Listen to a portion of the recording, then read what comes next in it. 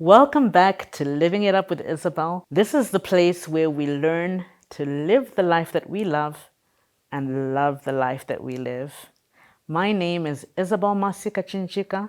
I'm the first president of the Institute of Marketing in Malawi, and in 2023, I was recognized as one of the top 100 inspiring women in Malawi.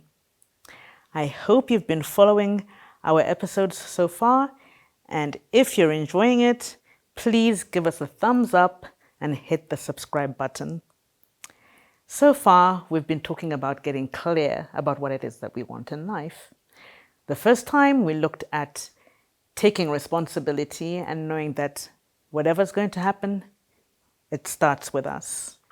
We also looked at having a clear purpose using the 4 S's. We further took time to daydream and fantasize about what we want in life in 7 key areas through idealization. And today, we're going to start actually setting goals. So we're going to look at the well-known framework of SMART goal setting, just unpack it and start working on it. So stay with me as we continue on this exciting journey. When we talk of SMART goals, it's something that's used everywhere. In the office, when we're looking at our personal goals, we all talk about SMART goals, but there's no harm in digging into it once more as we now have better clarity about what it is we want. So we looked at the 7 key areas of our life. We looked at health, finances, our careers, the social aspect of it, our family, the lifestyle, the intellectual, the spiritual. So we sat down and we went wild with our dreams. What a perfect world would be with no limits. Now we're going to take it a step further by becoming very specific as we set our SMART goals. So starting with the S in SMART, this is specific.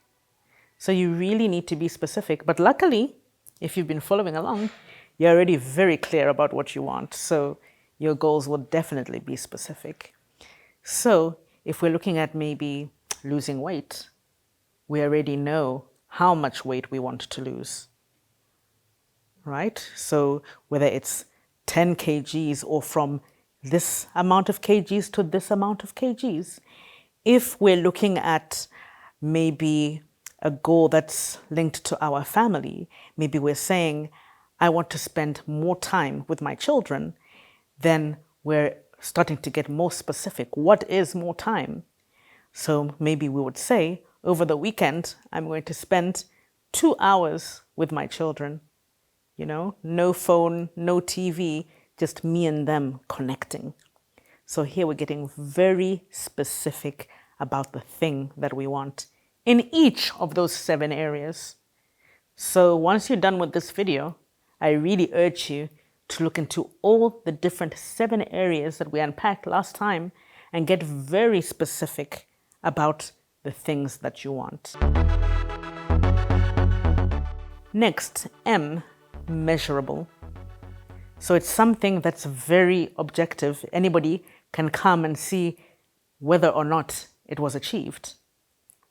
So once again, to the example of losing weight, we have to be able to measure to say, okay, this week she lost 1 kg, or over the past month, he lost 2 inches on his waist. So something that anybody can come and measure and be able to see whether or not you're moving in the right direction. A, we're looking at achievable. So I like to believe that almost anything can be achievable with the right amount of time as well as adequate effort. Perhaps this could also be matched with the T, which is the time bound. Is your goal going to be achievable in the time frame that you've set? So for instance, back to my favorite example of the weight loss, if you're saying, I'm going to lose 10 kgs in a month, is that really achievable? maybe not. But I could say over the next 12 months, I will lose 10 kgs. So make it something that is achievable, but also challenging.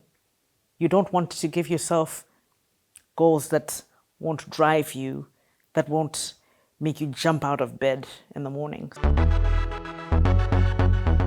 So the R stands for realistic. I know last time we spoke about idealism, where we're looking at a world where there are no limits, anything is possible.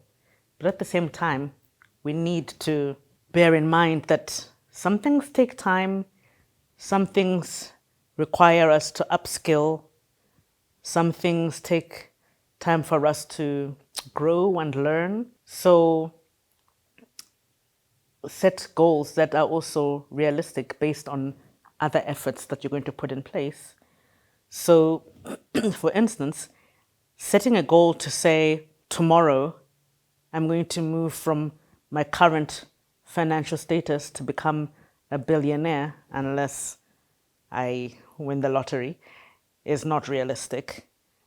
But I need to start looking at things that I would do to make that a reality. So working on investments. So probably the time frame would have to change, as well as some of the things that I'm going to do to make sure that they happen. And time bound, we need to make sure that we are giving a time period as to when this thing will be achieved. That being said, it's also possible to have different timelines for the same goal. So for instance, if you're saying, I want to be able to walk for 20 kilometers non-stop by the end of this year, you could also break that down to say, okay, by the end of the first quarter, I'm going to be able to walk for 5 kilometers.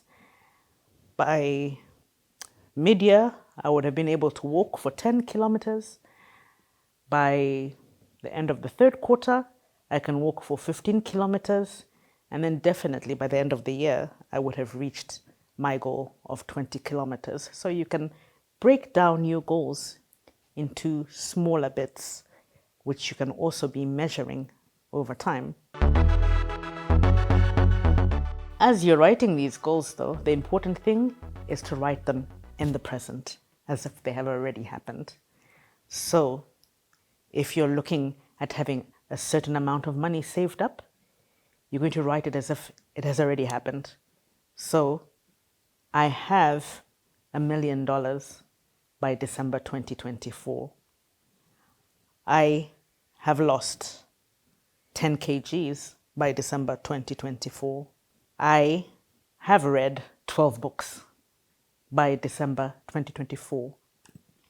Another trick that I learned from Brian Tracy in his book Goals is that it also helps to write out your goals every day. So what he recommends is you identify your top goals and every day you write them out in the present to say, I have, I am. And by doing that, you bring the goals alive and you become more focused on developing the right habits to make sure that they do happen. Until next time, I invite you to continue celebrating life.